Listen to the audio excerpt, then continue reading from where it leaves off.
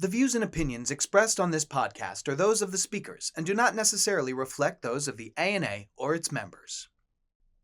On today's episode of On Scope, Liberty Mutual and Bandits and Friends stop by to get serious on comedy in advertising. And ANA Magazine provides an update on the US TikTok ban. Are we headed toward a demure conclusion, or will things just get more cringe from here? Skibbity Riz, whatever the hell that means, next on Scope.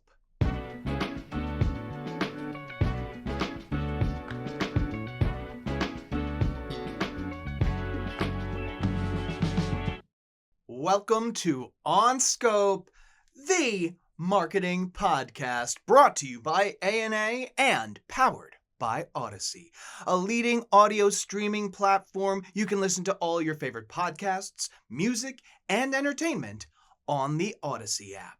I am your host, Mike Berberich, and with me as always, producer of On Scope, Ryan Dinger. Ryan, how are you doing on this beautiful morning, my friend? Well, Mike, I'm doing pretty good. I gotta say, we're back here, another episode. We're getting into a little humor. Yeah. It's Q2 now. We're into Q2. I think that's big for our listeners. Absolutely. Right? Happy second fiscal quarter to all who celebrate. Hopefully those Q1 reports are going to come back with a little good news. Fingers crossed, Rye. Fingers crossed. So in case they don't, we're going to give you a little something to laugh about later on in this episode. We are going on a deep dive into humor and comedy and why most of you are frankly not good at it. Present company included. Yeah. We're pretty terrible. But you know what? No worries. We've got you covered. But before we get to that, our man Matthew Schwartz is here to give us the latest from ANA Magazine. Here to discuss what's new in ANA Magazine is Matthew Schwartz, Director of Content and Editorial Development at the ANA, who also happens to be an editor for the publication. How you doing, Matt? Good to see you, man. Likewise. So it seems like a marketing saga that has been dragging on for feels like 50 years, but it's probably more like 18 months, is about to come to a head. Maybe. But however things shake out, there are potentially major repercussions for both advertisers and their current obsession, which is the Gen Z group. And I am, of course, talking about the TikTok ban. What's the latest on this situation, my man? Yeah, let me bring our listeners up to speed, Mike. President Trump's executive order that retroactively delayed TikTok's ban in the U.S. for 75 days is about to expire. Now, once it does, the president can, of course, kick the can down the road, in which case things roll right along for TikTok and its users. But if the ban goes through, and this is a ban that's upheld by the Supreme Court, and has bipartisan support on the Hill, a ban could take effect, but nobody really knows what the hell is going to happen. That seems like a common theme these days. You are not kidding, Mike. Regardless of TikTok's fate in the U.S., the video-drenched app has fundamentally altered how marketers craft social media content and engage Gen Zers, who right now make up roughly 60% of TikTok users. If TikTok were ultimately go away, another major factor, roughly $15 billion in ad revenue could be at stake per eMarketer. And we've got a new story in ANA Magazine that dropped last week covering all the bases. That's great to hear. Well, let's start with the obvious question. How exactly has TikTok altered the game in marketing? Okay, with a hat tip to eMarketer, which calls it the TikTokification of social media, in which brands must produce short, punchy, and often irreverent and maybe even weird content to appeal to younger demos, never mind the individual channel or the product or service. Maxine Marcus, founder and CEO of Ambasico, a creative agency that appeals directly to Gen Zers, tells ANA Magazine, quote, whether or not TikTok stays or goes in the long run, it has completely reshaped how consumers want to engage with brands and marketing, period. Wow. So thanks to TikTok, is that why we're kind of seeing this renewed emphasis on creative? You got it, man. If TikTok has shown anything to CMOs and brand managers, it's the need for creators rather than bean counters to call the shots when it comes to growing your appeal with Gen Zers. They grew up on marketing hype. They can sniff it from a country mile. It's better for brands to lead with entertainment value, to take a warts and all approach to messaging. If you can't show a little vulnerability with this audience, just forget it. Yeah, you know what? You just kind of opened a door for me. I love the word vulnerability because what we hear all the time in the industry is authenticity, authenticity, authenticity. And the intent is good. It's good intentions. But every time I've ever seen authenticity in marketing, it just equals heartwarming.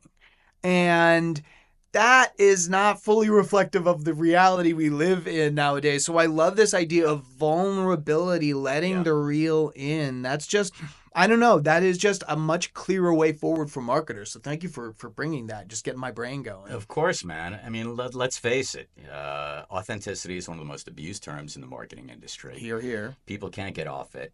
Let's change the vernacular to this vulnerability when it comes to Gen Zers, because Gen Zers have grown up amid one crisis after another. You ain't kidding. 9/11, economic collapse, wars in Iraq and Afghanistan, the pandemic, which we're still reeling from.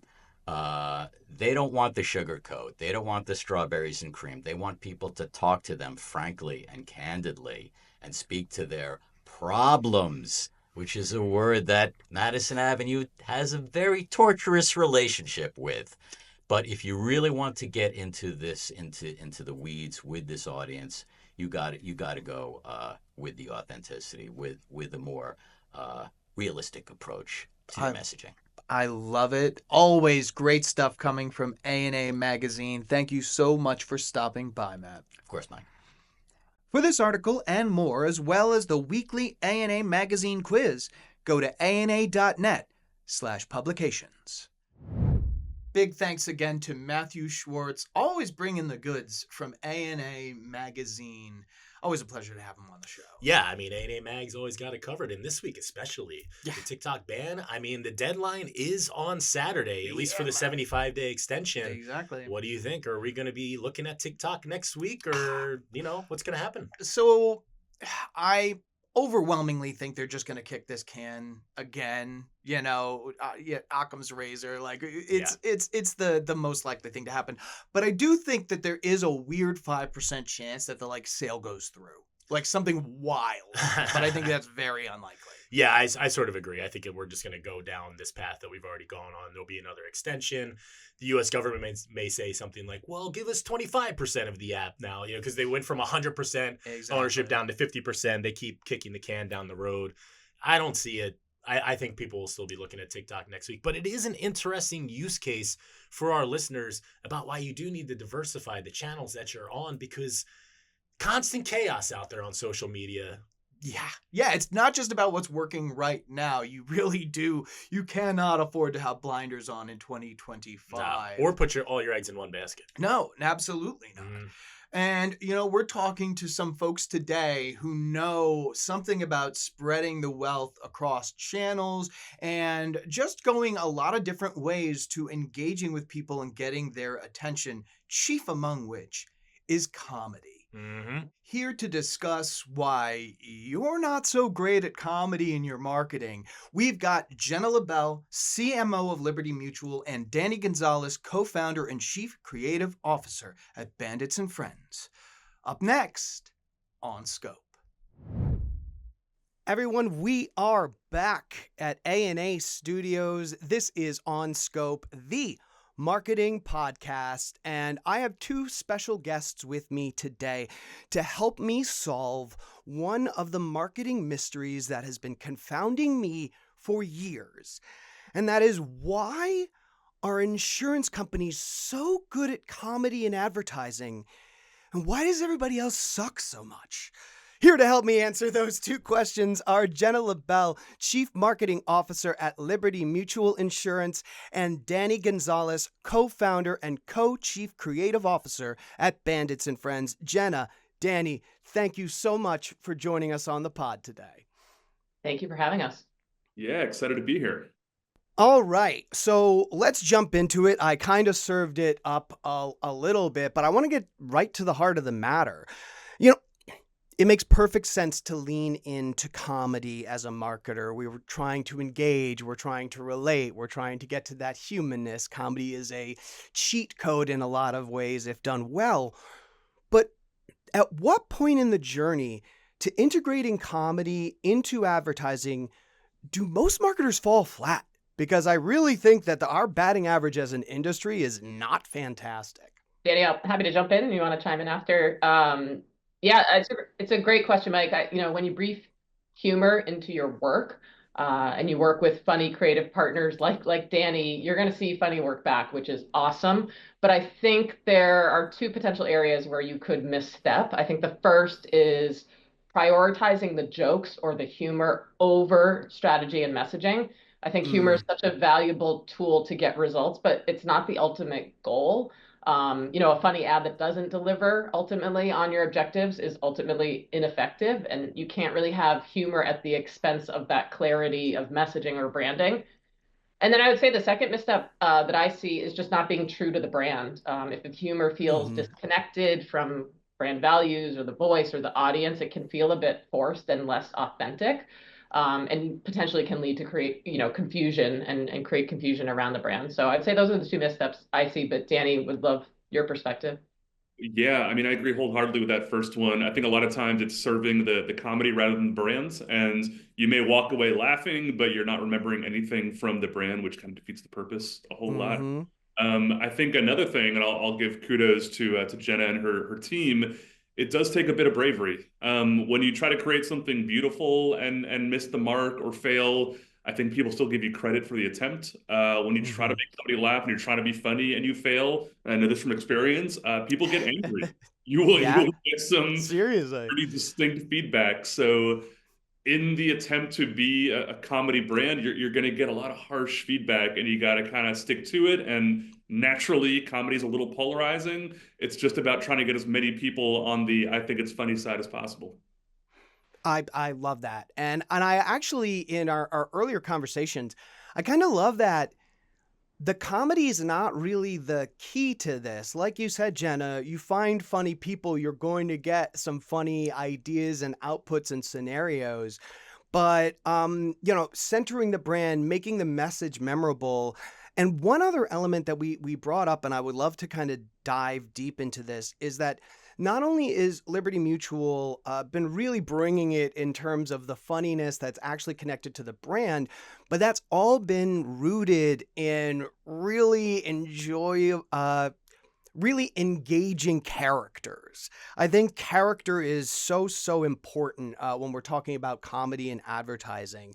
And I would love to get a little bit of a behind the scenes look at what the character creation process looked like when you were putting together the dream team of Doug and Limu in this comedy-driven campaign. So believe it or not, Mike, we went down this path in 2018, and the idea was that insurance is such a unique industry, especially from a marketing perspective. We don't have that tangible product, and so you see the category really rely on brand cues to stand in place for the brand. So whether that be characters, jingles, taglines, etc. At the time, Liberty didn't have any of those things. And so we really were intentional with briefing in how do we improve our brand cues, including the development of a spokes character. And I think, and Danny, keep me honest, we had at least 24 characters on the table. I mean, we had a pigeon who wore yellow shorts, who lived at the Statue of Liberty. We had a Tyrannosaurus Rex who was, too big and would often like bump into things and get in her own way. Like we had absolutely everything on the table. And the idea was really, how do we develop a branded character that can keep Liberty Mutual top of mind and really break through in this cluttered category? And we rely pretty heavily on testing. So, we put all of those concepts in front of over 18,000 consumers, and we were really looking at, does the brand come through and do people recall the character? And,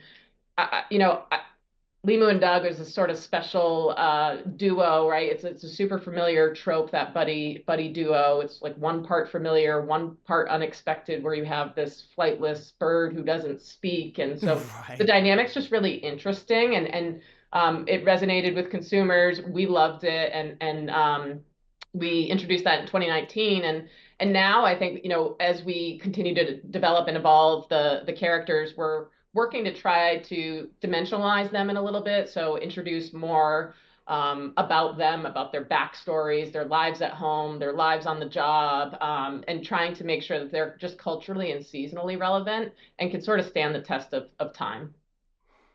Yeah, I think you've done a great job of that. Danny, talk to me about character creation when we're thinking about a sustainable comedy-driven campaign. Oh man, I mean, a big part of it is going to be, can it sustain at all? Like Jenna was mentioning, she saw 24, which means we wrote like 100 or saw 100 different Right. characters and ideas, and a lot of them, even ones that flew off the page at the beginning. You'd write 5 scripts, they were great. You'd write 10 scripts, we're getting okay. You get to 20, 30, 40, and pretty soon you're running out of places to take these characters. They're not deep enough. They're too based on a pun or on something that's happening, topically in the moment, but might not be relevant in a year or two. We were looking for a character that could last 10 years, 20 years. And the only way to really test that was to write. So Limu and Doug, we've gone 7 seasons. We probably have 40 or 50 spots out in market, but I promise you a few hundred have been written, and are still either waiting in the wings or have died for different reasons. But ensuring that you have the type of character that can be broadened, that you can create a world around was a big challenge. Oh, like I was just saying, one extra thing I'll add to that is I didn't think Danny hit it pretty well, but we also benefit, like in addition to having, just a stellar creative team, we benefit from having David Hoffman, the actor who plays Doug. Mm-hmm.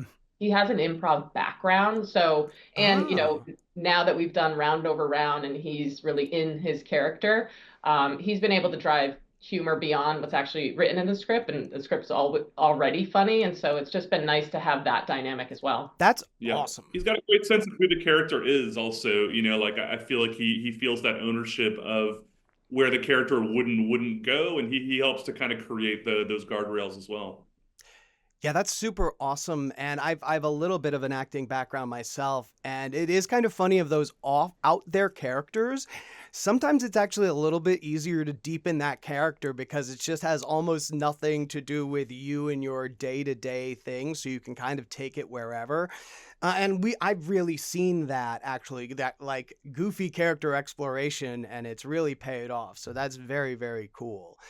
Danny, you actually touched on something that I would love to go a little bit deeper into if it's cool with you guys. You mentioned about long-lasting characters that you could build a world around. And I think that's another element of this, of the success that Liberty Mutual and the insurance kind of vertical in general has been having with this comedy first advertising is the nuanced world around Doug and Limu. And I would love if you guys could talk a little bit about what goes into that world building. World building is one of my favorite things just ever, so I'd love to hear your takes on it. Yeah, I mean, I think the danger, the temptation, a lot of times when you're dealing with very strict 30 and 15-second spots, especially ones that are going to go into research, is to kind of do a version of the same thing over and over again. And through this partnership, we've kind of spoken a lot about, how do we create not just a group of characters, but a world that people actually want to interact with. So, now we've met their spouses, we've met their kids, we were at Limu's wedding, we've done beach trips, barbecues, we've met their bosses, we've seen them in work, out of work, on vacation. It's kind of creating a larger and larger world, and we keep in contact with those actors because sometimes we'll bring them back for different places, and we find that people want to get more engaged with characters they know a little more about. Had we kept it more two-dimensional, which honestly probably would have been a little more about the brand the entire time, if we hadn't given ourselves that freedom to speak a little bit to what these characters are about, it might have served in the short term, but in the long term, people, I think, would have gotten bored with the character. Mm-hmm. Yeah, I agree. I mean, I think we want to make sure the characters continue to feel relevant and resonate with consumers, I would say across generations over time. And, one of the ways we did that is by giving people insight into these characters, sharing more about them, the people around them, their lives at home, on the job. And I think the way we approached it was let the characters wear in, right? Establish who they are, what their mission is, telling people that they can save money on their car insurance. And then we started closer to home. So we started more with their life on the job. So we introduced their office, we introduced their boss, the chief. So we kept it close to home. And then over time, we started, to Danny's point, branch out even further, sharing more about their home lives, their wives, their kids, like their actual home. And we'll continue to do that just to make sure that the campaign is staying really relevant and will continue to resonate with different audiences.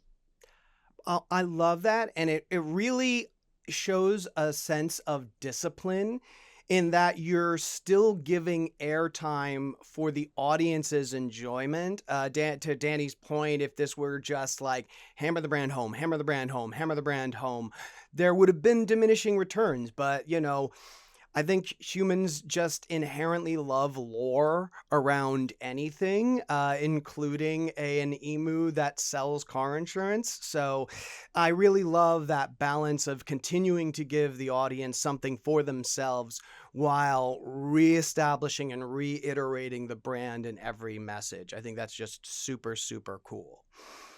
Everybody, stick around because when we come back, we're going to talk about Doug and Limu out in the open and making some pop culture appearances here and there. We'll be right back after this. Ryan, Yes, Michael. you know it's like the coolest? No, I'm not cool, so. Knowing stuff? Really? Mm-hmm. I wouldn't know. Well, That's a pun. yeah, By it the was a way. good one. It was a good one. But no, knowing stuff, the coolest. Oh, yeah? Yeah, absolutely. Hmm. If knowledge was money, Ryan, Yeah.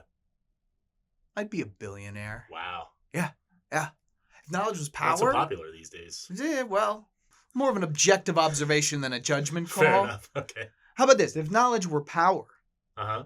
I'd be like Superman or something. That's pretty cool. That's pretty cool, Yeah. huh? The coolest. And do you know why I am so knowledge rich?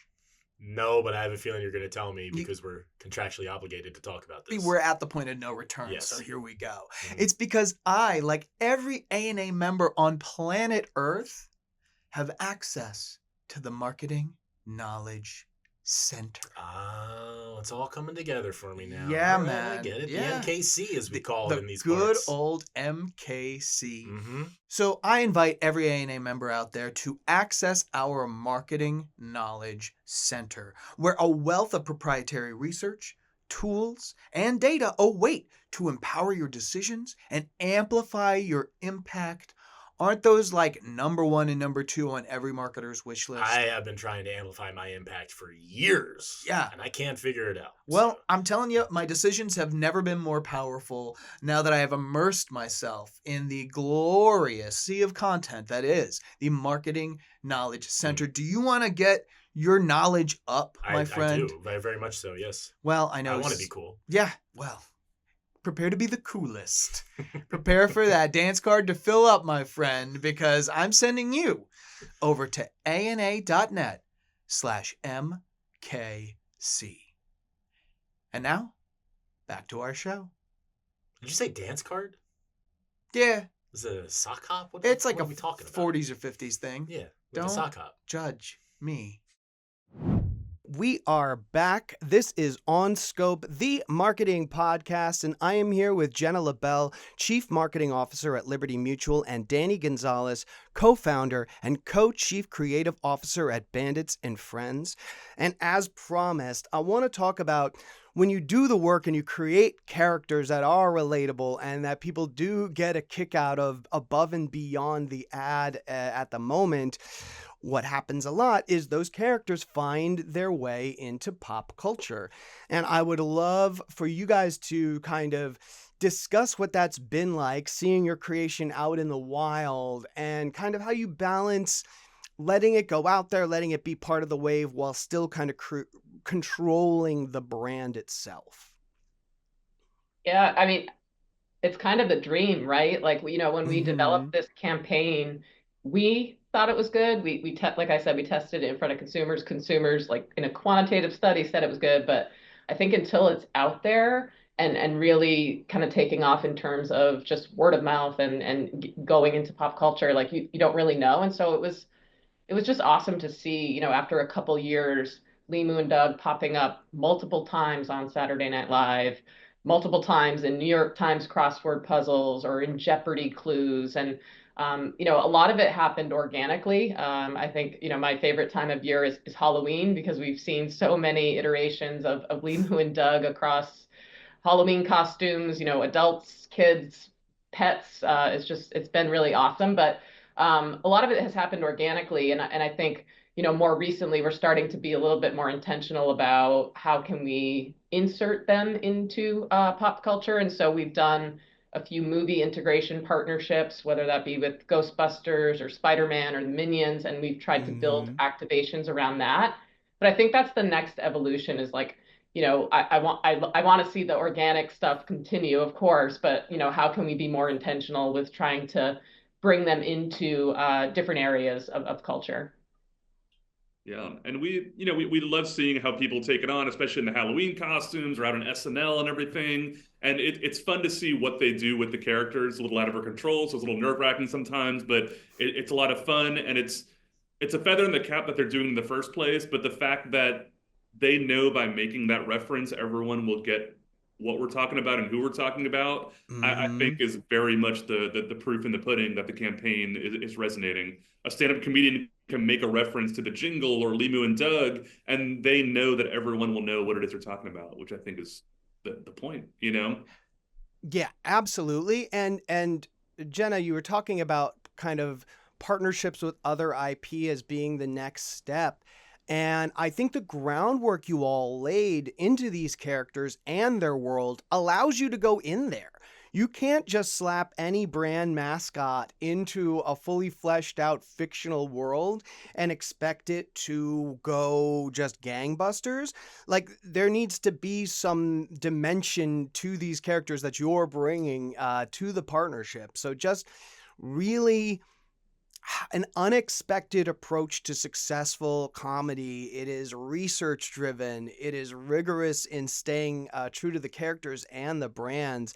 A lot of things that you wouldn't necessarily think of as like great humor. It's not just bouncing ideas off until you get the biggest laugh and like, well, there's your ad. So I think this has just been, for me at least, a really fascinating conversation. So I just want to take a moment to thank both of you to really shedding some light behind something that is obviously confounding a lot of our industry.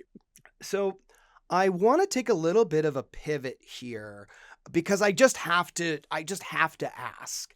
The Liberty Mutual jingle. Jingles are so fascinating to me because obviously you're not trying to write a hit song. Like, there is a purpose to the jingle. And for as simple as it is, the jingle does its job. So, how did you land on this? And how do you keep outcomes in mind when thinking about something as subjective as music? Yeah, I love this question. I know it's a little bit of a pivot, but I'm so glad you asked it. Jingles are one of the most effective tools in advertising.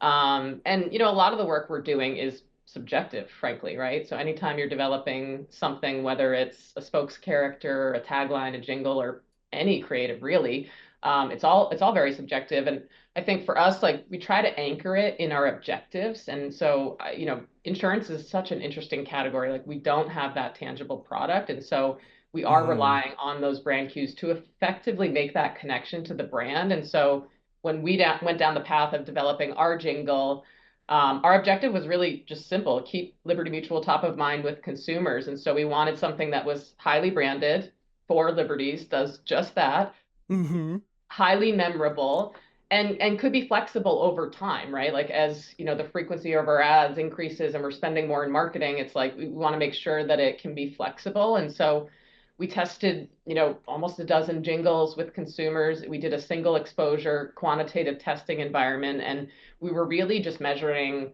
were they able to connect that to the brand and the category? But we also measured, like, how much they could play it back verbatim after that single exposure. So like, was it an effective earworm? Was it sticky enough that they could say it back in the exact same melody? And that was really important, just because we know we wanted to make sure the brand was top of mind. And so since introducing our jingle, we flexed it over time, in pockets. We had the Minions doing the jingle. We've had Doug's son, Doug Jr. do the jingle, and we're going to continue to look for ways to make it stand out, but also, make sure it continues to do its job and also, be likable and be liked and be remembered. Yeah, I will say anybody with young kids can speak to its ability to be played back. I have a 6-year-old who sings it to me over and over again, so I can definitely attest to that. I'd also like to applaud Jenna's restraint, because there was a version with 6 liberties that she Oh man. she went ahead and denied and said, let's keep it down to 4, which I thought was very, very brave of her. Yeah, I think you hit the sweet spot. 4 happens to be my favorite number. I have no good reason for that. So I personally, Jenna, you and me, same page. 4 liberties, perfect amount of liberties. Agreed. So we were talking earlier about extending, past just the characters of Doug and Limu into the world they live in, and deepening that. Are there any plans on the table or considerations to do the same with the jingle? Is there like an audio branding aspiration to Liberty Mutual? Yeah, I think we would take the same approach we did with Limu and Doug, is like, once we established those characters, we then look to dimensionalize them and share more insight into their world. And similarly, we introduced our jingle in 2018. And to Danny's point, I do think it has become sort of that earworm that kids and adults alike, get stuck in your head, and you're continuing to sing it and hum it. And so as we continue to wear that in, I think there's a natural progression there of looking at other ways to keep that relevant, whether it's other people singing it, which we've done before, or inserting it into different ways, whether it's in our advertising or just in our overall customer experience, just thinking about like how we leverage that brand cue to be more impactful for us. Yeah, if Taylor Swift wanted to sample it in one of her songs, like, we'd be open to negotiation. Our phone lines are open. I was just about to say, I'll give Jack Antonoff a call, see if we can make that happen for you guys. That's all we're asking. People helping people. It's a humble request. It's very, very reasonable. Jenna, Danny, this has been such a fun conversation, and I hope illuminating for our listeners to get a serious look at good comedy. Guys, thank you so very much for being guests on Scope. And there we have it, another episode of On Scope, the marketing podcast. I want to shoot a big thanks to my guests, Jenna and Danny, for a really kind of wide-ranging conversation. We got into comedy, character, world building, took a little stop to talk about jingles, which was super cool. So thank you so very much. This is definitely an episode to run back. And speaking of episodes, if you have an idea for our next one, either a topic or a guest, or even if you have just some questions for me and the OnScope crew, shoot us a note at onscope@ana.net. And as always, here is your moment of marketing meditation. Take a deep breath, relax your shoulders, and consider these words from journalist Hugh Sidey. A sense of humor is a needed armor. Joy in one's heart and some laughter on one's lips is a sign that the person down deep has a pretty good grasp on life. Think on that, and I'll see you next week.